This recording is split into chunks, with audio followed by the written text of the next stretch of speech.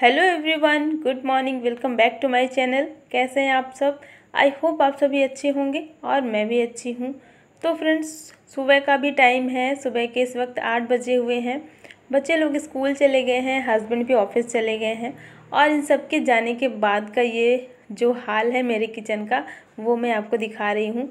तो कितना ज़्यादा फैल गया है किचन। और ये सिर्फ आज का नहीं है, ये हर दिन का होता है।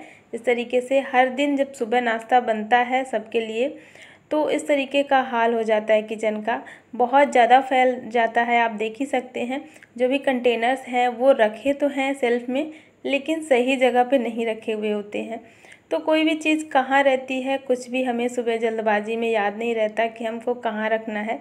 बस जो जहाँ ध्यान आया वहीं पर रख देते हैं और इतना ज़्यादा फैल जाता है किचन। तो मैं इसको किस तरीके से क्लीन करती हूँ, तो फ्रेंड्स आज मैं आप सभी के साथ शेयर करने वाली हूँ अपना मॉर्निंग किचन क्लीनिंग रूटीन। तो चलिए अभी वीडियो को स्टार्ट करते हैं। तो अभी आपने देखा किचन बहुत ज़्यादा फैला हुआ है, आपको मैंने दिखाया भी है। और किचन प्लेटफॉर्म मेरा बहुत छोटा है, इस वजह से और ज़्यादा चीज़ें फैल जाती हैं और पास पास में ही सारी चीज़ें रखी हुई होती हैं और प्लेटफॉर्म लगभग पूरा ही भर जाता है। तो शुरुआत मैंने की है। पहले तो जो भी खाना बचा है उसको निकाल के अलग कर देंगे और जो खाना जिस पे बना है वो कढ़ाई को खाली कर देंगे और सारे गंदे जूठे बर्तनों को मैं रख दूंगी बाहर बालकनी में, जहाँ पे मैं बर्तनों को साफ़ करती हूँ। तो जब तक बर्तनों को रख दिया है मैंने बाहर और उसमें पानी भी डाल दिया है, तो थोड़ी सी बर्तन फूल जाएंगे, तो फिर बर्तनों को साफ़ करने में ज़्यादा टाइम नहीं लगता है। और इस तरीके से बर्तनों को रखने के बाद मैं आ जाती हूँ यहाँ पर ना, घी पॉट है और जो जिसमें मैं सूखा आटा रखती हूँ रोटियाँ बनाने के लिए, तो वो सारे डिब्बे जो हैं उन सभी को एक कपड़ा ले लेंगे और उससे सभी को पोंछ देंगे, क्योंकि इन सब में ना आटा लग जाता है।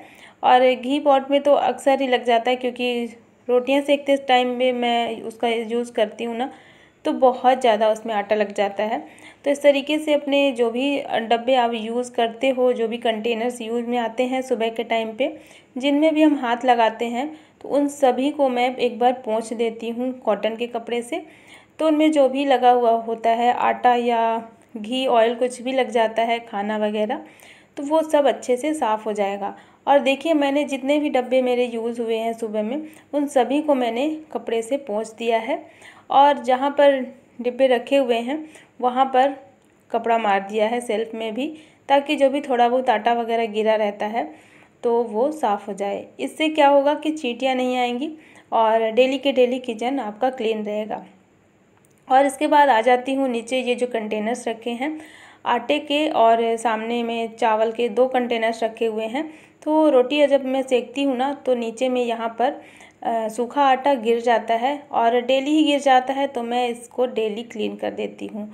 और आटा जब निकालती हूँ तब भी वो गिर जाता है, तो थोड़ा सा भी आटा गिरता है तो बहुत प्रॉब्लम हो जाती है चींटियों की। तो मेरे साथ तो ऐसे ही होता है, इसलिए मैं आपको बता रही हूँ।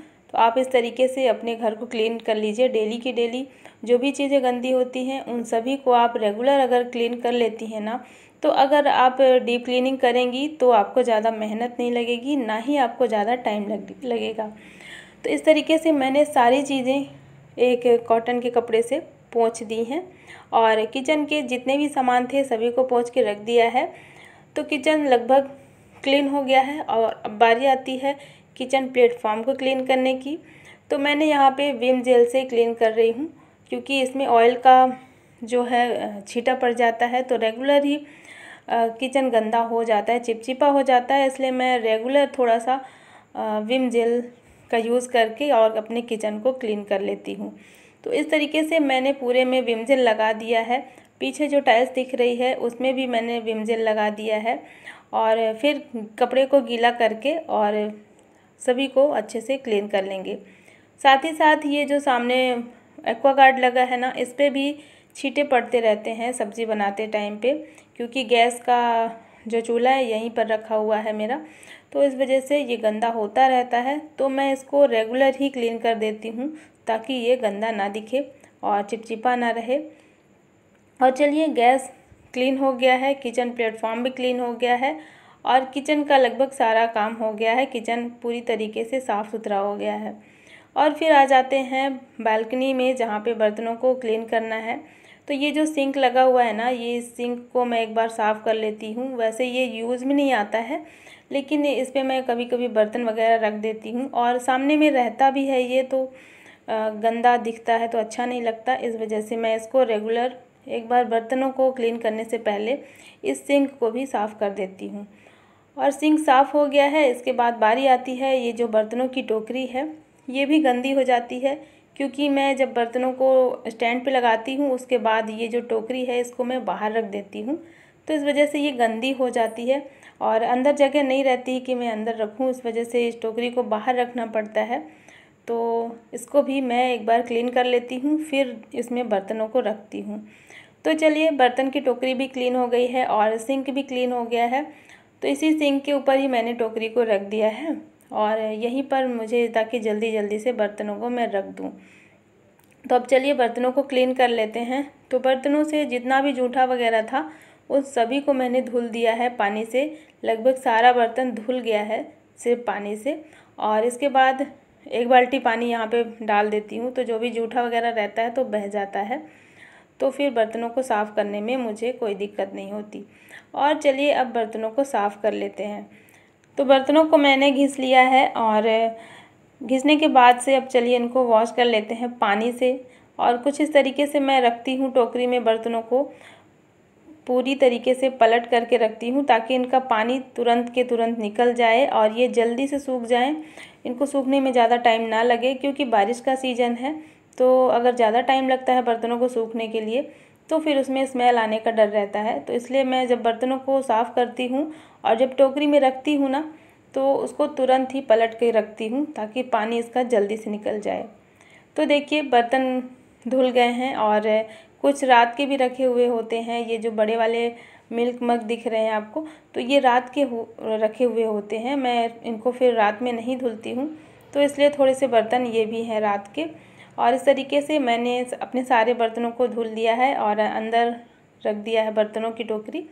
और अब ये बालकनी को साफ़ कर लेते हैं। बालकनी में रेगुलर इस तरीके से साफ़ नहीं करती हूँ, बस झाड़ू मार देती हूँ, तो इसका जो भी गंदगी रहता है, जूठा वगैरह निकल जाता है। लेकिन हफ्ते में एक बार मैं बालकनी को अच्छे से क्लीन करती हूँ, इसमें क्योंकि चिकनाई लग जाती है। ऊपर से ओपन है ये बालकनी, और बारिश का भी सीज़न है, तो चिकनाई बहुत जल्दी लग जाती है, और मुझे यहाँ पर फिर काम करने में दिक्कत होती है, और देखने में भी अच्छा नहीं लगता, गिरने का तो डर रहता ही है।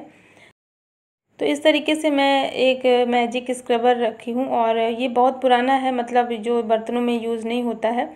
तो मुझे अक्सर बालकनी क्लीन करनी पड़ती है, इसलिए मैंने इसको अलग से रखा हुआ है। तो इसी से मैं इसको घिस दूँगी और ये बहुत जल्दी से साफ़ हो जाएगा। तो इस तरीके से मैं अपनी बालकनी को भी क्लीन कर देती हूँ, और बालकनी क्लीन हो जाती है तो अच्छा भी लगता है, क्योंकि घर कितना भी साफ़ कर लूँ और यहाँ पर अगर गंदगी रहेगी तो बिल्कुल अच्छा नहीं लगता। और इस तरीके से मैंने अपने पूरे किचन को क्लीन कर लिया, बर्तनों को क्लीन कर लिया, और पूरी बालकनी को भी क्लीन कर लिया है। तो हर जगह की क्लीनिंग हो गई है, और अब सबसे लास्ट में बारी आती है किचन का जो फ़र्श है उसको क्लीन करने की। तो किचन का फ़र्श भी मैं कुछ इस तरीके से क्लीन कर लूँगी, मॉप से ही कर ले रही हूँ। और फ़र्श काफ़ी खुरदुरा है, इस वजह से मुझे थोड़ा सा टाइम लग जाता है इसको क्लीन करने में। और क्योंकि यहाँ पर ना आटा, जो सूखा आटा होता है वो भर जाता है, तो इसलिए मैं उसको अच्छे से साफ़ कर लेती हूँ। तो कुछ इस तरीके से हो गई है मेरी क्लीनिंग, और किचन भी क्लीन हो गया है अच्छे तरीके से। तो आप देख ही सकते हैं कितना साफ़ सुथरा हो गया किचन। हर चीज़ें मैं साफ़ कर देती हूँ सुबह एक बार। और इस तरीके से हर दिन अगर आप अपने घर की कोई भी चीज़ हो, किचन की या कहीं की भी हो, अगर आप हर दिन थोड़ा थोड़ा साफ़ करेंगी तो फिर ज़्यादा टाइम नहीं लगेगा बाद में जब आप डीप क्लीन करेंगी। तो इस तरीके से मेरी मॉर्निंग का किचन का जो क्लीनिंग का रूटीन होता है, इस तरीके से मैं करती हूँ। और लगभग मुझे ये सब करने में 50 मिनट लगे हैं। तो 50 मिनट का ये क्लीनिंग टास्क अब ख़त्म हुआ। और चलिए फ्रेंड्स, आज का व्लॉग यहीं पर एंड करती हूँ। आई होप कि आपको पसंद आया होगा। पसंद आए तो लाइक कर देना, चैनल पे नए हो तो सब्सक्राइब ज़रूर कर लेना।